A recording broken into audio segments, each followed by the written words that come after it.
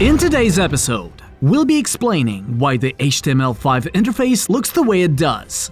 We will also be balancing freeze and telling you about new maps.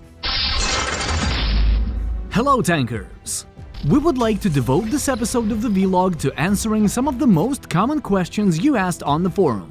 What inspired you to create the completely new user interface for HTML5 instead of improving the old one?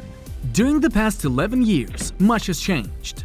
Take a look at how websites looked then and now, how operating system interfaces have changed. Smartphones have evolved, thus becoming the main device for the majority of internet users. Modern audiences prefer more concise interfaces with bigger elements. If you want to find something, here's a search bar for this. If you want to play, here's a big green button. Yes, it's hard to get rid of some habits, but this is the only way to reach a completely new level. What do you think about the current situation with the balance of melee range turrets, especially freeze? The game balance is not static. It changes with the habits of players, ongoing events, and even days of a week. We make changes when we believe that things have gotten out of hand. We assess the situation not only according to your feedback, but also by checking statistics. As soon as a deviation in balance becomes obvious, and we are certain that it's not just a statistical error or temporary phenomenon, we make changes and announce them. Are there bots in the game? Tell us the whole truth. We wish that we had them. Bots let the game fill low-rank battles with convenient targets, so players can train with them to prepare for battles against real tankers. Unfortunately, adding bots requires a lot of work to be done with level design and servers architecture. For example, in order to make a bot move, many calculations must be done. Currently, we only do these calculations on a player's PC, because bots exist only in the tutorial for newbies. If you see a player who plays like a bot, it means that probably the player thinks the same about you. There are also alternative accounts, but that's another story. Can you divide the vlog into thematic categories? In my opinion, most players watch it to find out about new updates and about what the devs are working on, plans, etc. Other topics like who caught the gold or watch my video about opening containers are not interesting for me. Can you divide each episode into multiple videos? We make vlog episodes for all players. Some of them like to play and upgrade different combinations of turrets and hulls. Some like parkour or eSports. Others like to make videos, and so on. All these categories have a dedicated fanbase. And, for example, if parkour fans see something interesting about eSports and decide to give it a try, it will only be better for everyone. That's why we look for interesting and important information about the game to tell you every week. While we're on the subject of the vlog, we hope that every one of you who watches the vlog will become loyal subscribers who never miss out on a single episode of our vlog. Why, when you fix one turret, another one starts to dominate? This is how balance works in natural conditions. It is impossible to weaken a leader and expect their place to remain empty. Players who use the turret that got nerfed do not disappear from the game. They just immediately start looking for a replacement. The resulting vacuum is quickly filled with weapons that could have been just as powerful, but were not in the field of sight of a mass audience. This process is inherently endless, because you, our players, act as its main engine. We're always just trying to make unpopular turrets more powerful and weaken the leaders, so that each weapon is equally interesting. Sometimes we make mistakes, but we try to fix everything quickly. Will there be new maps? If so, when do you plan on releasing them? We do not plan to add new maps to the game in the near future, as the development of new maps is now very expensive and an extremely time-consuming task, primarily because of Flash. In Flash maps, the graphics are calculated in an outdated way, unlike new clients. The map is cut into small cubes to calculate the physics of tanks and the trajectories of shells. With a certain combination of large and small objects, such cutting can result in very difficult spots on the maps. It becomes very hard to see, and even more so to shoot at such places. Each frame starts to be calculated for a very long time. On our last test map on the test server, this was causing severe problems. We cannot say how an algorithm will behave in Flash until we run the map on a test server, but to be able to launch it, even on the test server, it must already be completely ready. Don't you agree that working on a map for several months in order to end up within an operative algorithm is not very cool?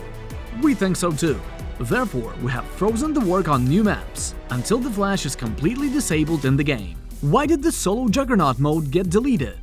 Unfortunately, the mode allowed players with unfair advantages to break the game's rules. Team Juggernaut perfectly replaced the solo version, but for those who like the solo mode, just know that we bring it back often during holidays. At the same time, solo Juggernaut, like any other single-player modes, always had a separate queue with a widely smaller selection of players, making queue times much longer. The team mode doesn't have such a problem. Is Tanki Online ready to close the Flash version of the game? Should we expect a full-fledged transition to HTML5 in the near future? Or will it take place closer to December 2020? We are 100% ready to further develop and support only the HTML version. But we know lots of players have grown fond of the Flash version, and we want to smoothly transition such players into the HTML5 version. As of right now, we plan on doing it gradually, and we possibly might add parts to the HTML5 version that make it similar to Flash, in an attempt to minimize changes for these players. Be sure to stay tuned for more information regarding this transition very soon. This question is not really about the gameplay, but rather a contest. Will the traditional Game Quest return, and when will it be? The beloved Game Quest has many difficult tasks, and it is designed to test your attentiveness, knowledge of the game, and the ability to think logically, and it is usually conducted over a course of several days. Will it return? Well, anything is possible. Anything. When is Eris? Well, as soon as the testing ends. Time for YouTuber Digest, our weekly selection of the best TO videos created by players. Today, we're choosing from the YouTuber Wannabe suggestions. Firstly, watch Profix as he shares a Juggernaut killing montage with us. Way to go, Juggernaut Slayer!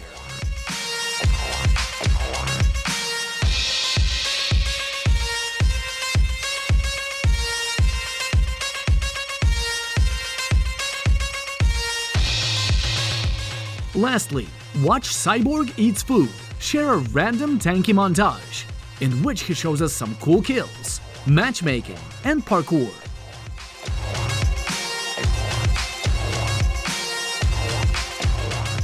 A quick reminder, if you want to be featured in a vlog, submit your entries in the YouTuber Wannabe forum, which can be found in the video's description. Esports news. The registration for the annual summer tournament Light Summer starts soon. Clans will play in the light 6x6 format. We have changed the rules a bit in this year's rendition of the tournament, allowing teams the possibility to play with 6 railguns. Usually, there should be 1 player using Smokey on each clan. But this time, teams will be able to choose between 5 railguns and 1 Smokey, or 6 railguns. When the registration opens, the priority will be given to 1st and 2nd League clans, as well as 3rd League clans with the highest rating at that time. As always, you can watch the most interesting battles and cheer for your favorite teams, as well as take part in giveaways on our eSports YouTube channel. Recently, 2 Blitz Tournaments in hard format ended on the Barda and Bobruisk maps. On Barda, a total of 25 clans played in 3 brackets for a chance at winning, and 3 teams emerged victorious. Meet the winners: Guardians, Elash Pride, and Knockout. The battles on Bobruisk were even more intense. A whopping 30 clans playing in 4 brackets were fighting for victory. And this time, Vendetta and Non won. And we especially want to recognize Knockout and Guardians, who won the 2nd Hard Blitz in a row. If you are new to esports, be sure to test your skills in our weekly Blitz Tournaments. Create your own team or join an existing one. Remember, skill doesn't come right away, so play and fight to win every match in each Blitz. And maybe one day your clan will be able to play with the prestigious clans of your dreams. That's all for this week. As always, see you in the next episode. Bye.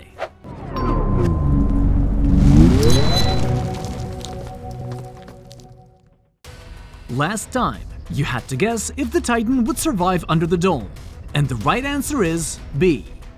Congratulations to the winners! And here's the new question.